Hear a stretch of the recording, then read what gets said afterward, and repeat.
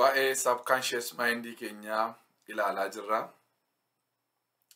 Subconscious mind keenya akka ta'utti yoo hojjechiifne wanti nuyi ta'uu hin dandeenye hamma hin jirretti humna guddaa isaa nuyi yaaduu dandeenyuun ol qaba subconscious keenya. Kanaafuu har'a waa'ee subconscious mind keenya leenjisuu irratti walii wajjiniin hojjenna. Atamittiin subconscious mind keenya leenjifna. Atamittiinitu akka inni bu'aa nuu buusu akka inni biyya lafaa kana jijjiiru gochuu atamitti dandeenya. Yeroo darbe akkuma isinii kaase namootatu subconscious keenya akka ittiin hojjeteetu jireenya nu amma qabnu kana nuu kennee jenneerra. Hamma waggaa 7 waggaa 8tti maatii keenyatu manatti wanta nuyi goonu hunduma isaa nutti hime isatu programmed ta'e subconscious keenya keessatti maqaa keenya, eenyummaa keenya, sanyii keenya, afaan nuyi dubbannu, nyaata nuyi nyaannu, uffata nuyi uffannu, deemsa nuyi deemnu, jireenya nuyi jiraachuu qabnu akkaataa ofii isaanii barbaadanitti, akkaataa ofii isaanii jiraataa jiranitti, ofii isaanii dhumaa deebi'anii ofii isaanii lammataa nu gochuu irratti hojjetan jechuudha walumaa galatti. Kanaaf nusi isuma taane jechuudha. Gaafa waggaa 8 guunneennu isuma subconscious keenya keessatti programmed ta'e sanatu ta'uutti ka'e jechuudha. Isarratti dabalee immoo ollaarraa waan agarru, mana barnootaa keenyarraa waan baranne, hiriyoota keenyarraa waan agarru hunduma isaa itti dabalaa deemne jechuudha. Gaafa namni dhaqee waggaa 20 waggaa 21 ta'u subconscious isaa automatically waan hojjechuun irra jiru hundumaa hin hojjete jechuudha. Akkuma isaa uumamaan qabu ija libsachuu, onnee dhaachiisuu, dhiigni akka dhanna keenya keessa dhangala'u gochuu, nyaata daakuu, nyaata qulqulluu ta'e dhannaaf erganii nyaata qulqulluu hin taane dhanna keessaa gadi baasuu, bu'aa dhanna keenya guutummaa kan harka 90 hamma 95tti akkuma automatically utuu nuyi itti yaadiin utuu nuyi rafneefaa jirru akkuma hojjetu wanta nuyi itti programmed goone wanta namoonni itti program godhan hunduma isaasi automatically akkuma sanatti subconscious mind keenya hojjechuu jalqaba jechuudha. Kanaaf jireenyi nu amma jiraataa jirru isa namoonni nuu kennanii isa nummoo namootarraa agarree goone sanatu taanee jirra jechuudha. Amma deebinee reprogram of gochuudhaaf immoo carraansaa guddaadha. Hin danda'ama. Ofii keenya haaraa goonee hojjechuu hin dandeenye jechuudha.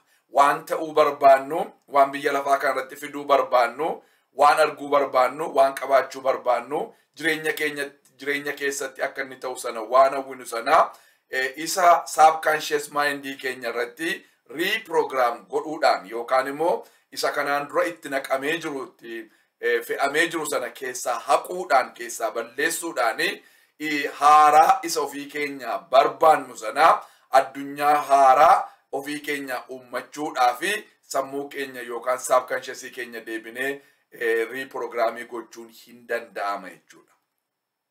Har'a gaa isa isinii wajjiniin hirmaadha hamma tokko qabxii 13 tokkoon kaasaa. Har'a garuu isa keessaa qabxii muraasa qabxii 5 tokkoon kaasee isinii wajjiniin ilaala. Attamittiin inni subconscious mind koo leenjisuu danda'a. Waanan barbaadu akkanaa kennutti, waanan ta'uu barbaadu akkanaa kennutti attamittiin inni leenjisuu danda'a. Hin leenjifama. Inni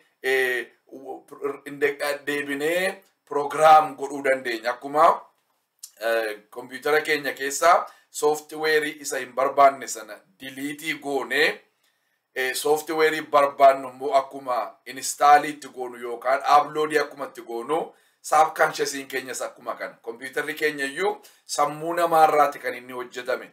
Sammuun namaa kompiitara addunyaarra jiru, meeshaa addunyaarra jiru kana hunduma isaa caala. Maaliif meeshoolee addunyaarra jiranii teknooloojiin addunyaa nuu kenni har'aa isa sichitti dabalamee bahuudhaaf jedhu kana hundumaayyuu kan uume, kan fide, kan argamsiise sammuu namaati. Sammuu namaa keessaa iyyuu immoo isa xinnaa tokko sammuu isaa guutummaa hin gargaaramne namni amma ammaatti. Kanaafuu sammuun kee kompiitara kanarra hin caale jechuudha. Sammuun kee meeshaa waraanaa addunyaanirra qabdu kanarra hin caale jechuudha. Sammuun kee xiyyaarotarra hin caale jechuudha. Maaliif xiyyaara sammuutu fide waan ta'eef. Hospitaalaaf meeshaa hospitaala keessa jiru sammuutu fide waan ta'eef. Qorichaa fi meeshaalee fayyaa hundumaa sammuutu fide waan ta'eef. Barnoota sammuutu fide waan ta'eef. Jireenya amma namni lafarraa qabu kana sammuu namaatu fide waan ta'eef sammuun namaa hundumaarra hin caale jechuudha. Mana mootummaarra hin caalaa, mi'a waraanaarra hin caalaa, meeshaalee mana yaalaa keessa jiran irra hin caalaa, meeshaalee harka keenya keessaa qabnu teknooloojiin nuuf fide irra hin caalaa, waan amma arginuu fi waan boor arguudhaaf jennu hundumaayyuu sammuun namaa hin caala. Sammuu namaa yeroon jedhu kan keen dubbataa jiraan sammuun kee hin caala. Yoo hojjechiiftee wantinni sii hojjechuu hin dandeenye hin jiru. Yoo ati gaafattee wantinni sii kennuu hin dandeenye hin jiru. Yoo ati gaaffii ati qabduuf deebiin hin laanne hin jiru. Rakkoo ati qabdu kan inni hiikuu hin dandeenye hin jiru.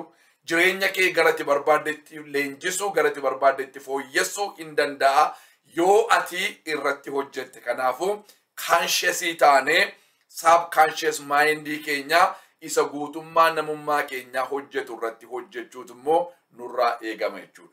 Erga isarratti hojjenne booddee inni immoo automatically deebi'ee nu hojjeta. Tokko tokkoon waa teenyee hojjechuurraa si'a tokkicha isa leenjifne inni immoo akkuma dhandha keenya guutummaa geggeessaa jirutti guutummaa jireenya nuyi barbaannu kanaas akka inni nu geggeessuu fi isa si'a tokko leenjisuun hundumaarra caalaa nu salphata jechuudha.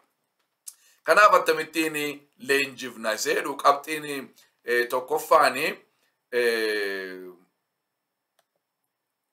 tokkoffaani be willing to see the unchangeable change. Maal jedha? Fedhaa godhadhu wanti hin jijjiirama jedhamee hin yaadamne utuu jijjiiramuu arguudhaaf jedha. Baay'ee barbaachisaadha kun.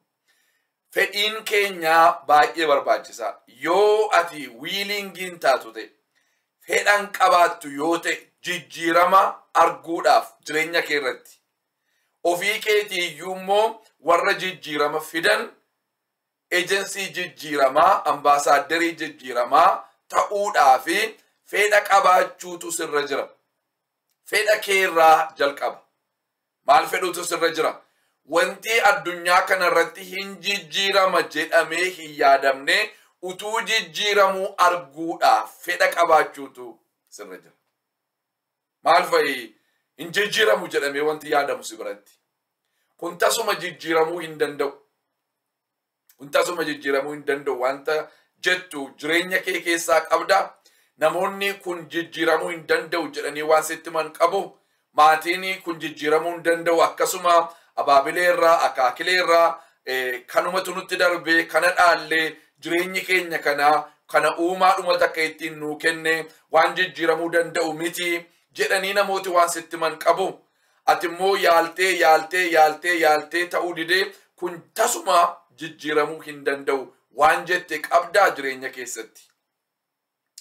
Inni utuunni jijjiiramuu arguudhaa fi fedha qabaachuurraa jalqaba. Kanaafuu maal akka teettuun barbaada har'a ani wantini kanaan dura jijjiiramuu hin danda'u jedhee yaadaa ture hundumtuu jijjiiramuu isaanii ija kootiin ijaan arguudhaa fi fedha koo guutuudha jettee permissionii kennuutu sirra jira. Fedha kee agarsiisuutu sirra jira. Laphee kee kanaaf banama, sammuu kee kanaaf qophaa, jireenya kee kanaaf qophaa ta'utu irra jira. Yeroo dhufu akkas hin maalalchiifne yookaan sarpiraayizii akkas hin goone. Maal kun attamitti ta'e akka hin jennetti wantooti jijjiiramuun hin danda'amu jedhamee ayyaadee hundumtisaa jijjiiramuu hin danda'a. Anis kana arguudhaa fi fedha koo guutuudha. Wanti jijjiiramuu hin dandeenye addunyaa kanarra hin jiru. An jijjiiruudhaaf potenshaaliin qaba. Dandeettiin ana keessa jira. Inni karaa koo hin jijjiiramne immoo karaa namoota addunyaa kanarra jiranii jijjiirama. Addunyaan keenya kun jijjiiramtee gaarii hin taatii bara koo keessatti. Ijoollee koof ijoollee kootti waan jijjiiramaan itti kennee adeema. Isaan immoo yeroo dhufanii kana caalaa gara caaluutti immoo jijjiirratu. Jijjiirami hin dhumu. Jijjiirami hin dhumu isa jedhu sana maal gochuu sirra jira? Amanuutu sirra jira. This is the first step in creating massive change in your life, is not actually believing that it is possible. It is being willing to see if it is possible. Ammaga namooti wanti kun hin danda'amu jenne amantiin baay'ee nu rakkisa waan ta'eef yoollee amanuu dadhabde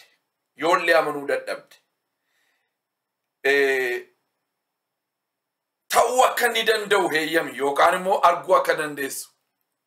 Amma amantiin keechi ga'uudha yoo baate, it is being willing to see if it is possible. Yoo ni danda'ame jettee arguudhaaf fedha godhadhu. Yoo danda'ame hin danda'ama seedhu bira ga'uudha yoo baatte, yeroo warri keessumatti guyyaa 100 na duukaa turtanii koorsii kana yeroo finnu hin danda'ama steejii jedhurra hin geessu dheeta namanaa.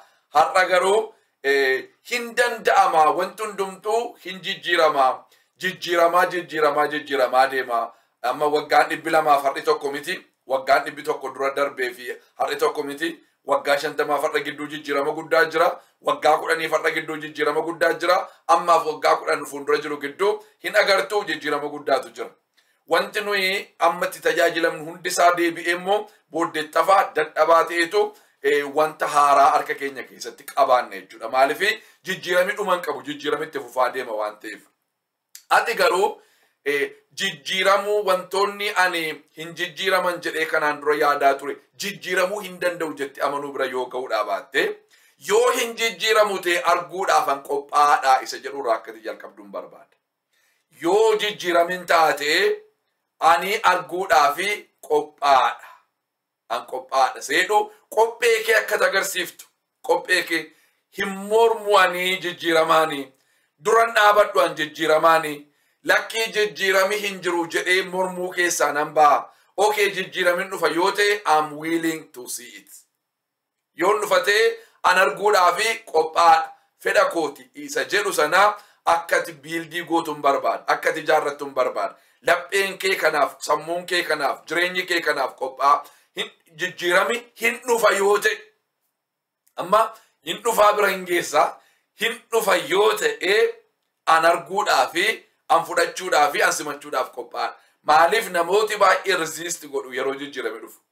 Wanta haaraa dhufu hundumaa namooti dafanii mormu. Waan amma ofirkaa qabnu hundumaa namni mormaa ture. Kompiitariin kun yeroo dhufe kun lakkii 666 kan seexanaati irraa of eeggadhaa mallattoo bineensichaati jedhamee iddoo hundumaatti dubbatamaa ture. Suuta garuu amma immoo dhufeetu maal ta'e isa malee jiraachuu akka waan hin dandeenyetti yaadaa irra. Bilbilli yeroo dhufe akka kana ture. Amma namni garuu bilbila malee jiraachuu waan danda'utti fakkaataa hin jiru. Amma qotee bulaatti namni bilbila isaa baadhataa, bilbila isaa haasa'atu, qonnaa isaa qotaa jira. Baadiyyaadhaa namnumti sangaadhaan qonnaa qotuyyuu. Amma kanatti fudhatama argate jechuudha. Amma kanatti fudhatama argate. Garuu wantoonni kun hundumti isaanii yeroo isaan ba'anii namooti maqaatti moggaasanii kuni seexanaa jedhanii kuni kan mallattoo bineensichaati 666 qabadhee namni ittiin mormine tarii baay'ee nama muraasa, namni iddoo amantaa isaattis waa'ee kanaan lallabne, waa'ee kanaan dubbanne baay'ee namoota muraasa duwwaa ta'uu danda'u. Kanaaf atis akka kan akka hin taanetti yeroo jijjiirame dhufu jijjiirama kanaaf maal ta'utu sirra jira? Fedha qabaachuun kee baay'ee barbaachisaadha jechuudha. Inni kuni isa tokkoffaadha. Inni lammaffaan immoo ofii keetii fi permissionii heeyyama kenni akka milkooftu.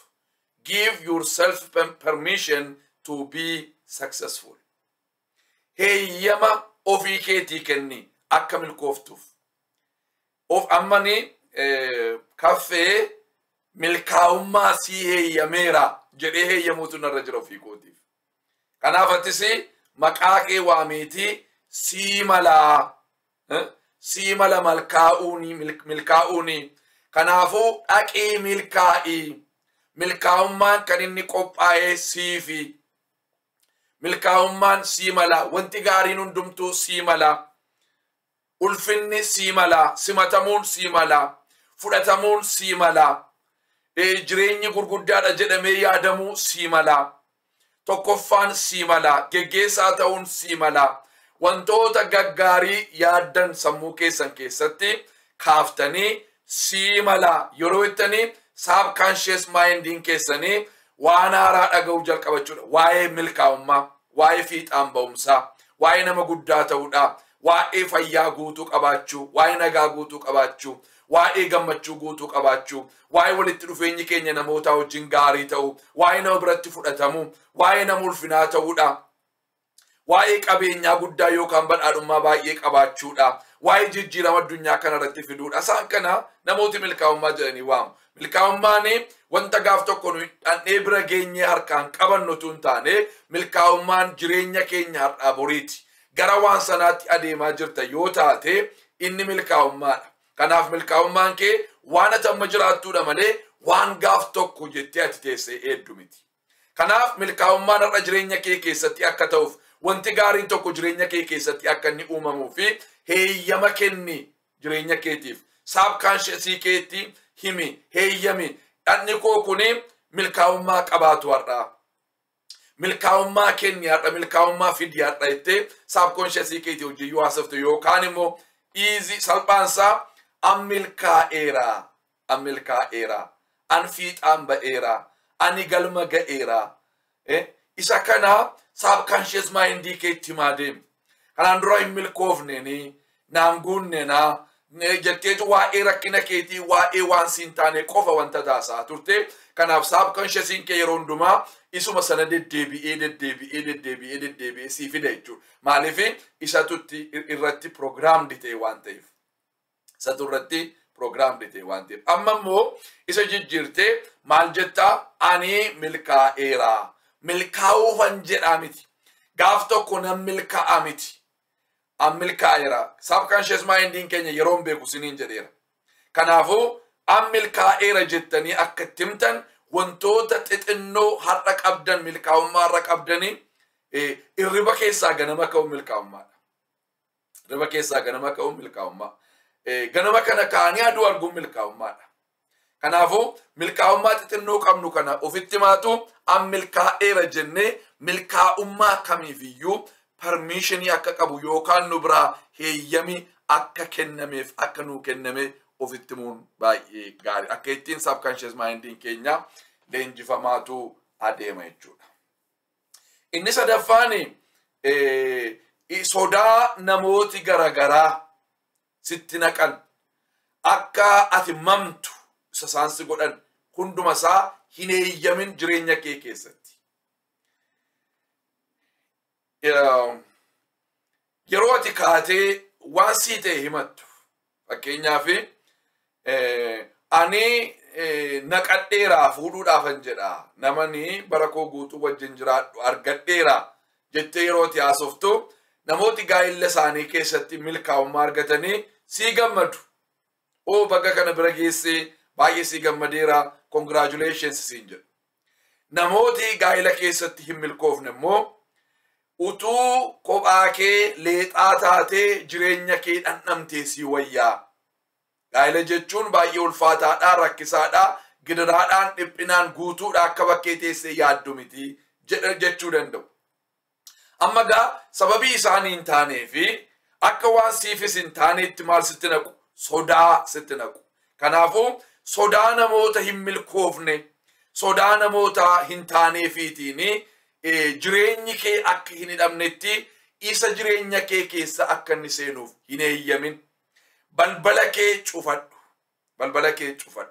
gurra kee cuqqaalladhu waan akkasitti ija kee julunfadhuuti namoota akka kanaa bira darbi yoo ati bizinesan jalqabeette maal bizinesa maal goota namaa hojjechuu wayyaa barumsa kee barattee digrii kee jalqabaa fudhattee dhattee qaxaramtee wanta dhaabbataa miindaa dhaabbataa ta'e inshuraansii dhaabbataa ta'e benefitii dhaabbataa ta'e mootummaa irraa qabaachuu si wayya malee bizinesatti maaltu mataa si cabsisiini rakkina baay'ee qaba wallaansoo baay'ee qaba anuu yaaleera naan taane namoota si caalaa beekumsa qaban ogummaa qaban muuxannoo qaban bara dheeraa jiraatan iyyuu isaanuu yaalaniiru abaluuf hin taane waan ta'eef inni waan namaa ta'u miti ofii isaattuu rakkina mataa isaatii qaba kanaa wajjin wallaansoo dhaquu dhiisiiti jireenya salphaa ta'e sa'aatii 8 dhaqii namaa qaxarami 9tti seeniiti 5tti immoo hojiidhaa ba'iiti jireenya salphaa ta'e jiraachuu sii wayyaa kan siin jedhani namooti baay'ee ta'u sodaa sitti gadhiisu jechuudha waan haaraa yerooti jalqabuudhaaf jettu yerooti lafaa ka'eera jettu namoota gassi deebisan baay'eetu naannoo kee jira muu kan siin jedhan baay'eetu naannoo kee jira atis moo kan siin jedhan baay'eetu naannoo kee jira attam gootee kana dandeessati hin baranne horii maallaqa gaarkaa ofirkaan qabdu firan qabdu siin ikkoo sibeennaam nama akka keetii kana gochuu hin danda'u jedhanii namoonni gassi teessisuu barbaadanii namoota baay'eetu ala kanaa jira sitti naanna'anii jiru isaan kun sitti naanna'anii jiru kanaafuu isaan kanaa hin dhaggeeffatin isaan kuni jireenya kee irratti akka isaanii daangaa hin goone balbala kee akka isaan deebi'anii hin cufne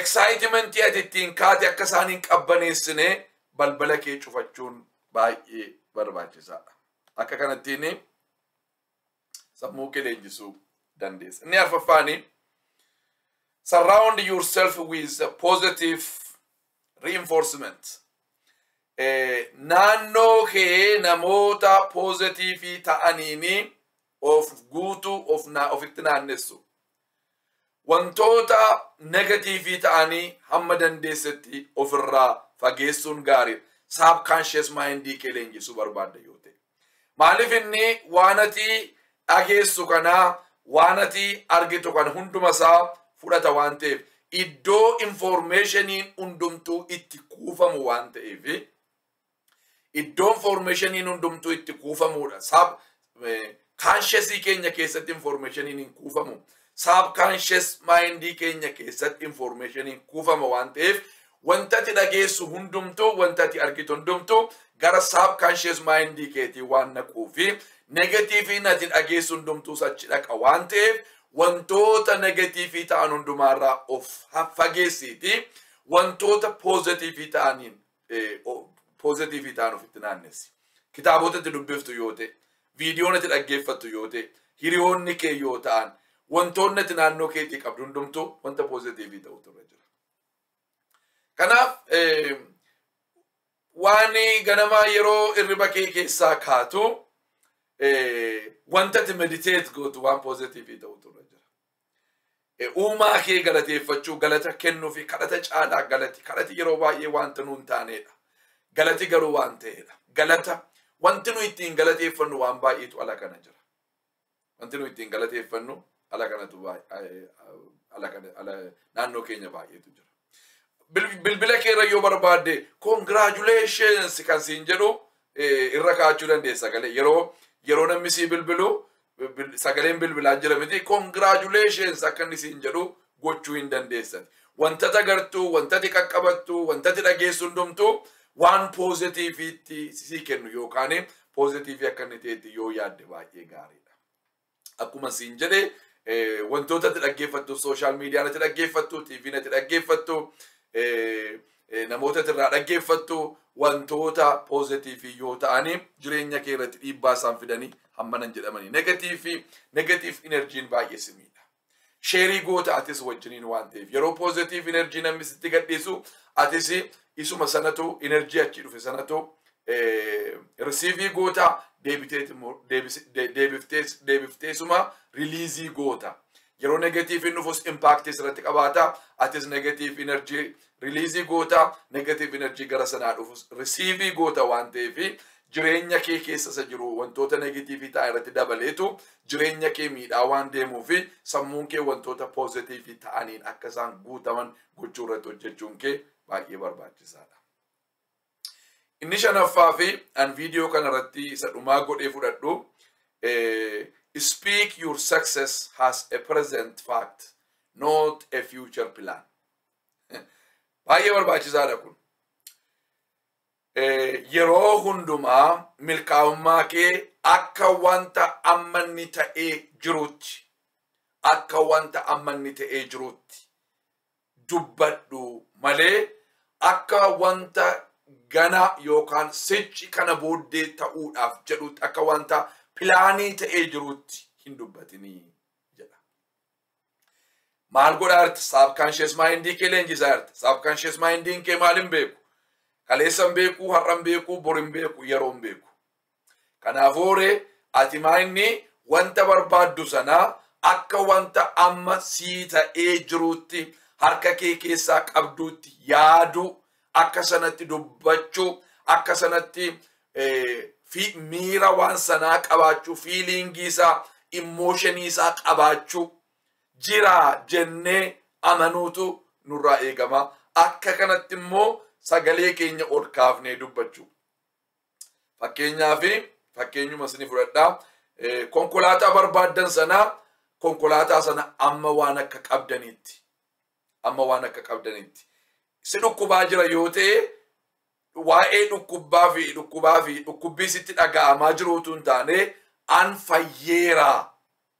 Nan fayyaa isa jedhutu hin taane gaaf tokko nan fayyaa isa jedhutu hin taane fooyya'aan jira, fayyaan jira isa jedhutu hin taane fayyeeraa isa jedhu ta'utu irra jira jechuudha.